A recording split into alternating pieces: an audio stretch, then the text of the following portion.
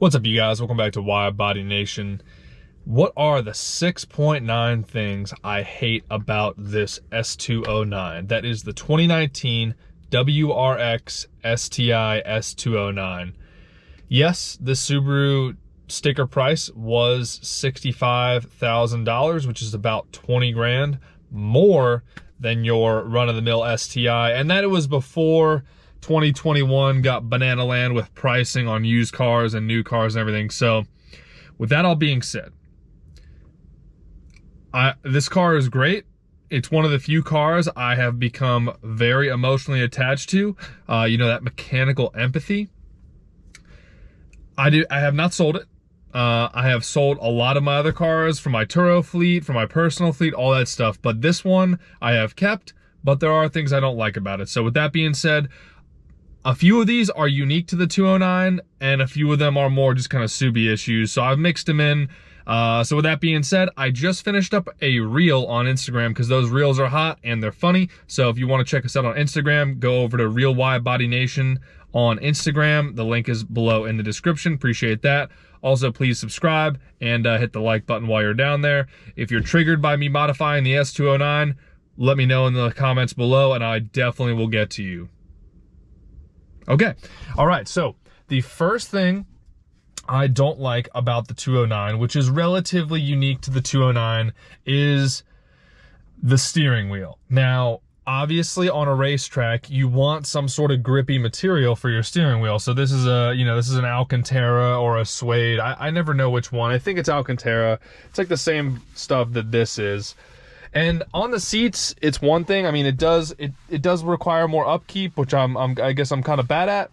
But on the steering wheel, you know, it does wear down. And when you're daily driving it, or just kind of, if you're not careful, the steering wheel definitely gets beat up and it starts getting these weird like wear spots. And I don't know, OCD people probably don't like that. I don't really care that much. I mean, this car is race car for me, and it's just fun, so I'm not trying to be too crazy about it. My solution to save the life of the steering wheel, because some S209 owners and other people just in general with not carbon fiber, but Alcantara steering wheels, their steering wheels are like trashed already. I don't know if it's because they're smashing McDonald's and Burger King, like that BK Lounge, and then they immediately touch their steering wheel or what, but I just like to wear some real thin, these are just tactical gloves that I didn't like for like actual tactical stuff. So I turned them into my driving gloves. The reason I do like them for driving is because they're really thin and they actually are touch friendly for my phone. So like I can still type on my phone with these. So I just leave them here. Obviously it's kind of a hardo move on my part with them being like a military color and not like a black or something, or STI pink or whatever. But I gotta be a hardo somewhere. So that is the first thing, is the Alcantara steering wheel specifically. And then the small tad bit on that too is just like, there's the Alcantara here. Up here, not so bad, but down here, I mean, my elbow apparently is a grease monkey. And then we got the, the center console here, and then, all these other places. So seats make sense, but all these touch areas, yeah, I get it. I 100% get it, but the steering wheel, it just gets worn down. So it's kind of an OCD thing. All right. So the next thing is the seat color scheme. Now these seats, if you have the white S209, which these only came in two colors, they came in the World Rally Blue and the white. And everybody knows the World Rally Blue ones are really cool, but they came with those gray wheels, which is why I think they didn't sell as well. But if you force me to pick between the white or the blue with the gold wheels, how I have mine, I would take. But if you said no modifications, I would have to take the white one, because that has the gold wheels from the factory and they sold for more. So the resale value is arguably higher on those white ones from what I've seen when I was buying one back when they were new, and then now even when they're selling. So yeah, the interior, I like it. These seats are great. They're comfortable. This driver's seat right here is power pretty much every way. It doesn't have lumbar support, which I really like lumbar support. I'm kind of a nerd like that. But This is a manual seat, and then in the back it matches everything. But if we were really being true to STI heritage, this interior would be blue, or at least accented blue. So like, it's weird because the launch STI for the 2015, I believe, had all blue accents. So like, why didn't they do white for the white S209 and then blue for the blue? I don't know. You know, again, I'm kind of nitpicking here. Honestly, this is a great car. I really like the car. Honestly, the suspension and the handling is my favorite part of it, even with the added power. But that is my second comment, my second thing that I hate, because that's what YouTube likes us to like. You know, everyone hates things. Is the color scheme. I think it's cool in general, but like, if you were gonna play the Subaru Heritage game, blue would be the way to go. Next, this is not unique to the 209. This is our first non-unique one, but my knee, this area right here, I don't understand why they couldn't have made this a more flowy area. And this is, I mean, I get it, but also I don't. I mean, if this came up more and just connected here, I wouldn't have this weird issue, because like, my knee goes into this corner. I'm just wearing flip-flops right now, but like when I'm wearing boots or just shoes in general, my knee is like right up in here. And I know you guys could be like, oh, okay, well, you should back your seat up, but it's like, you know, it's a manual, obviously. It's a sporty car. I like being in an athletic driving position with my legs bent about 90 degrees at a good angle. And so I don't want to move back. So yeah, I don't like this. I think it looks fine, but I think it would look a lot better if this was flush with this and they just made this go straight. I mean, whatever. It's super not a big deal, but it is one of those things that, you know, could be better. And last thing, which is not unique to the S209 necessarily, is gloss black. A lot of gloss black around here. I mean, this is not a Cadillac. This is not a Mercedes. This is not a Rolls Royce. Like, why could they not have done like their fake carbon fiber or just this? I mean, honestly, this would have been better than this, because this reflects. It's not very race car. I mean, I get it. It's all one finished thing right here, but like, gloss black is not cool. I really should just break out the wrap real quick and wrap this with like a gray or carbon fiber or just whatever, you know. But I'll get to it, I guess. But that's just a minor. We'll call that the 0.9. So it has finished raining. I think I'm going to go ahead and jump outside, and then at the end of the video, I'll give you guys some minor stuff that I also don't like. But we're gonna go out to the outside of the car and go over the things that I don't like about the outside of the car. I locked myself in, and we are good to go now, and jump on out. One of the good things about the car is that it is it is still a Subaru, it is still a sedan, so it's really easy to get in and out of. I feel really dumb every time I get in and out of the C8, because I just have a tough time with it. So the first thing I hate about the 209 is the incompleteness and just the execution of the body kit. For instance, look at the body kit. Body kit up here, no body kit down here. They've got this massive S209 badge, but then they just left it right there. I put the mud flaps on, which helped. You know, that helped out in here, but it's not even, the mud flaps are not tall enough, so kind of weird that they did it like that. And then the body kit's inconsistent too. So this is part of the fender. That is all one piece right here. It's all like aluminum or whatever. But then this is tacked on to the plastic. So, I mean, I get it. The car would have been more expensive, but like, it's just inconsistent. And then in the back here, this is all tacked together. So you got tack on here, doesn't even go all the way down there. And then the back is very incomplete as well. The mud flaps match up a lot better for the back, but they do not match up all the way. So, you know, the body kit definitely leaves a little bit to be desired as far as execution goes.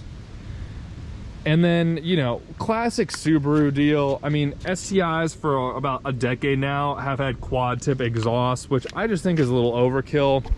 You know, like, it's a 4-cylinder turbo engine. Everyone knows it has one downpipe. It's not a dual header. It's not venting 6, 8, 10 cylinders. So a quad exhaust on a car like this just doesn't make sense to me. Not JDM. It is not, you know, it's just added weight. So that's why I put a single tip on there. I've got the Invidia. Invidia never lets me down, so that's what I went with. I also tossed these APR finishers. They're real carbon fiber on there. Real carbon fiber finishers on there. And that is where we stand there. So that is, you definitely need to the S209. Next is the Subaru Paint. Now, a lot of you guys on the channel will know that I got this paint protection film wrapped, or PPF'd, by Velocity Motors down in Nashville, Tennessee. They do a lot of luxury and exotic cars down there, and they use the XPEL, good stuff. So not only did I do mirrors forward, so mirrors and then this panel forward PPF, which is obviously the main area of a Subaru you need, but I figured if the car was going to be outside and I was going to be driving a lot, I don't want the carbon fiber to fade, so I did the PPF on the carbon as well, which has already proven me a wise man. Just you know, bird droppings, and if it's at the shop and they need to move it outside for a few days or whatever, that has proved useful for sure. So Subaru Paint definitely doesn't hold up to the elements, and it swirls really easy, all that kind of stuff. We do have one little piece of damage down here, you guys can see. It's like right there. I don't know what happened, like on a shopping cart or angry raccoon, I really don't know, but that is pretty much it there. And then the last thing, the 0.9 that I don't like about this car was the fact that it only came with 341 horsepower as a gimmick stock. And is it a better car than a normal STI? Obviously, it has all the extra carbon fiber bits and all the extra suspension parts, but they put an amazing turbo on there. I mean, the turbo is $4 to $5 grand depending on how you order it. And you know, if you just order it from HKS, I think it's a little under $4 grand. I've heard that it's over $5 grand if you order it straight from STI. So all these goodies they put on there, but the car is only making like 30 more horsepower in a different curve too. Like when I first got the car, it did not drive like a normal Subaru. Normal Subaru, it's like a plateau. It's like, okay, and then you get a big shove of torque, and then it just kind of flatlines. Whereas this one was like more of a linear. It was, I guess, more Honda-y or even more naturally aspirated feeling. So they put a great turbo on there. The turbo is capable of well over 400 horsepower from HKS, and they put the same stupid downpipe on there. They say that the exhaust flowed more. They say the injectors flowed more, 20% this, 17% that. But I mean, we put the Cobb Accessport on here, and it came with their Stage 1 S209 off the shelf tune for no mods, which I put on there with, and I didn't have any mods other than the catback, and it maxed out the injectors. The injectors were at like 89% duty cycle with just their off the shelf tune. So I mean, they could have done a lot more. That's all I'm saying, is they could have done more. I know that they were researching developing a forged, an engine with forged internals, and then it failed on the engine dyno like days before or minutes before, whatever, miles before they were about to put it in the car. So that's a bummer, but you know, it's one of those things. So I definitely still need to get a tint. I definitely still need to get the car fully protected. Obviously ceramic coating is a thing. I prefer paint protection film, but the car is coming along. I want to get it wrapped just to protect the whole car. You know, the wraps are so nice. It's so nice that you can just, you know, not worry about brushing up against the car, not worry about something just falling on it all haphazardly. You know, a little branch can fall on it, whatever it may be.